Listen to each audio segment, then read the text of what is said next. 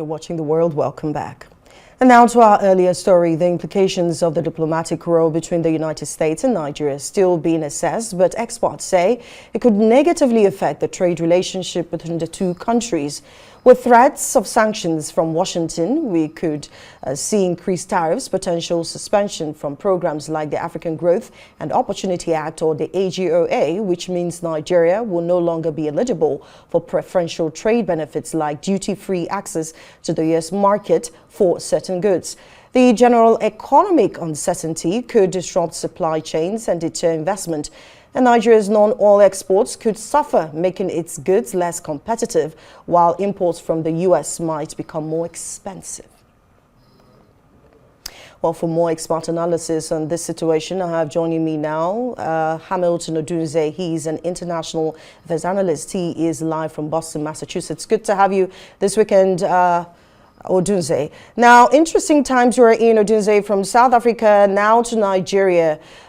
Since you're Nigerian, I would take you on the subject matter as regards how this administration is handling the situation with insecurity.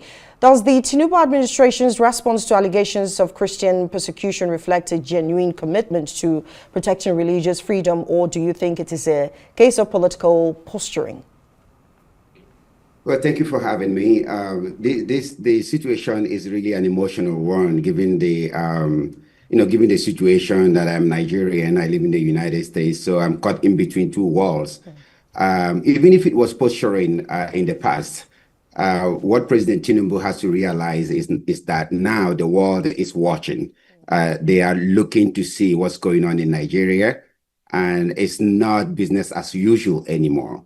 Here is what we know about President Tinubu's action. First of all, he has rejected the characterization that there is Christian genocide in Nigeria. He has, strongly refuted the claims on the basis that the Nigerian Constitution supports religious freedom. But is that the fact on the ground? We don't know that it's not the fact on the ground, because most people think that Christians are being persecuted in Nigeria. One of the first things he did is that he rejected this as an official position. He has also focused on insecurity in Nigeria. He has said that the idea that Christians are being persecuted in Nigeria is not what it is. There's general insecurity in Nigeria, whether it is Christians, whether it is Muslims, whether it is everyday Nigerians that are not Christian, not Muslim. There's general insecurity in Nigeria. So he has categorically rejected the idea that Christians are being persecuted in Nigeria. So what I want to say at this point is this is not business as usual. So whether it is posturing or not, he has to take this seriously because the world is watching.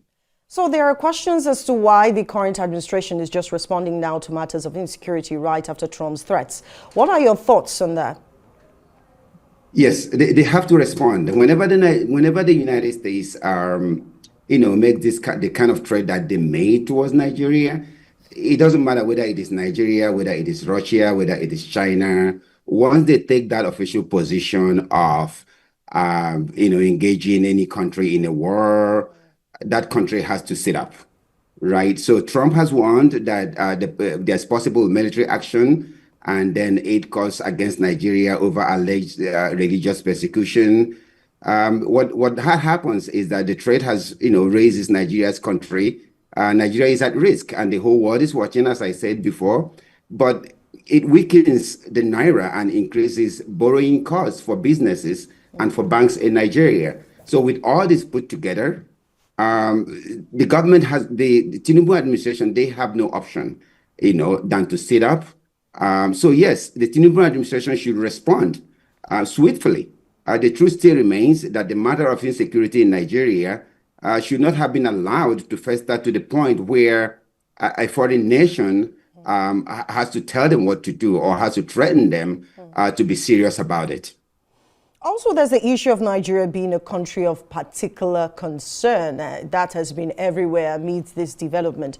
Help us understand what this means when the U.S. says Nigeria is a country of particular concern. And I want you to answer that alongside, can you confirm that the U.S. has a constitution that allows it to carry out a 69-day operation on the foreign soil under the CPT or Bill Act for intervention in a foreign country? Under what condition is this true?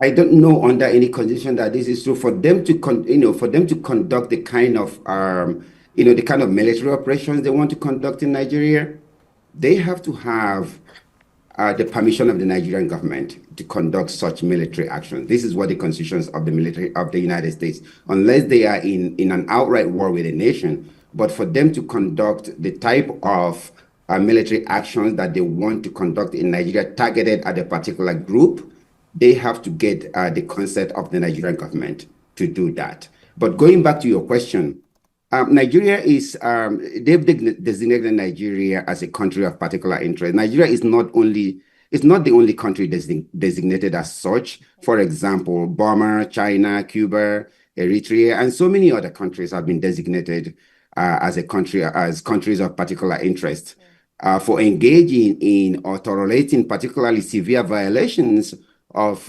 religious freedom. And this is the conditions where the United States designate a country to be a country of particular interest when they think that that country is violating religious interest and there is religious persecution going on in that country. So they designate that country as a country of particular interest, and they will be watching until something is done about the situation. Now, we just have a couple of minutes before we run. So some critics have said this administration has not prioritized security over other pressing issues like economic development and poverty alleviation. What's your assessment of that? Well, my assessment of that is, if I were the Tinubu, it is important to prioritize insecurity, because based on that is what develops economy. Well, the thing is, it goes both ways, right? If there's economic prosperity, people may not engage in terrorism.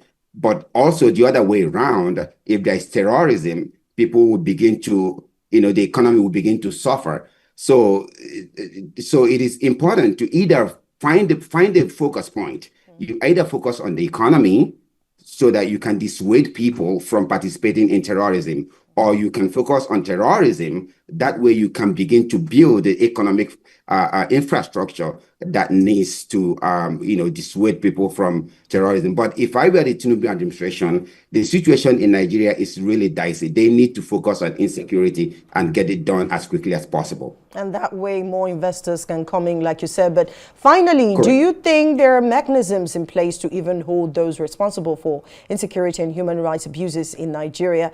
I know that you've been following the news, and Ted Cruz had mentioned to name those responsible for the menace if provoked.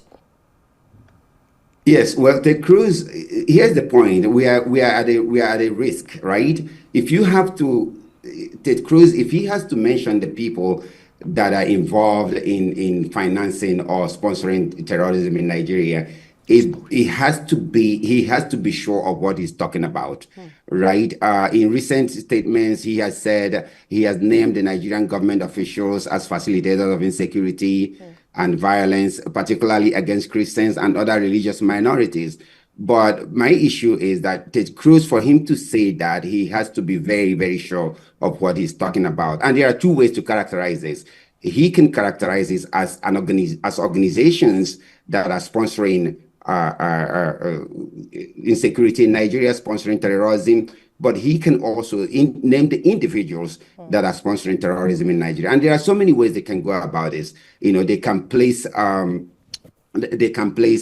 financial visa restriction on those individuals, and they can name those individuals so that the world can know, so that we Nigerians can know who are these people that are sponsoring terrorism in Nigeria. We need to know. Right. Thank you so much, Hamilton Odunze, for joining us live from Boston, Massachusetts, to talk about insecurity matters on The World Today.